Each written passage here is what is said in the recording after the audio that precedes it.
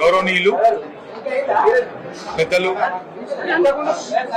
సుదీర్ఘ రాజకీయ అనుభవం కలిగిన ప్రజానాయకుడు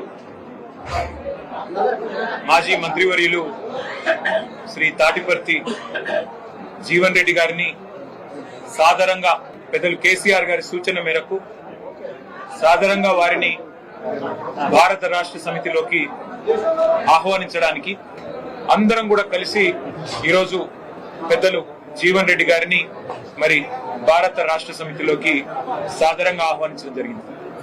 నిజానికి జీవన్ రెడ్డి గారు వారి రాజకీయ అనుభవం గాని వారికి ప్రజా జీవితంతో వారికి ముడిపడి ఉన్న పెనవేసుకుని ఉన్న బంధం ఏదైతే ఉన్నదో సుదీర్ఘ కాలంగా కాంగ్రెస్ పార్టీతోనే వారు దాదాపు 4 దశాబ్దాలకు పైగా కాంగ్రెస్ పార్టీకి విశేషమైన సేవలు అందించిన విషయం మీ అందరికి తెలిసింది. మీ అందరికి తెలియని ఒక విషయం ఏమంటే 2014కు మునుపు సరిగ్గా 2014 ఎలక్షన్ల కొద్దిగా ముందు తెలంగాణ రాష్ట్రం ఏర్పడ్డ తర్వాత ఫిబ్రవరి 20 నాడు బిల్లు పాస్ అయిన తర్వాత మరి ఏప్రిల్లో అనుకుంటా బహుశా ఎలక్షన్ జరిగింది. ఆ మధ్య కాలంలో అప్పుడు పెద్దలు కేసీఆర్ గారు జీవన్ రెడ్డి గారిని ఆహ్వానించారు పార్టీలో.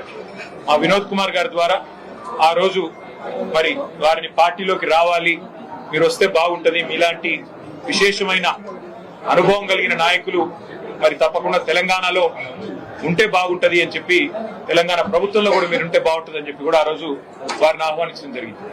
కానీ ఒక నిబద్ధత కలిగిన నాయకుడిగా ఆ రోజు వారు కాంగ్రెస్ పార్టీ నాయకత్వంతో వారికి ఉన్న అనుబంధాన్ని మరి కాంగ్రెస్ పార్టీ బలోపేతానికి ముందుకు నడవాలన్న ఉద్దేశంతో వారు ఆనాడు కాంగ్రెస్ లోనే కొనసాగారు. ఆ రోజు జగిత్యాల శాసనసభ్యుడిగా కూడా 2014లో గెలిచినారు.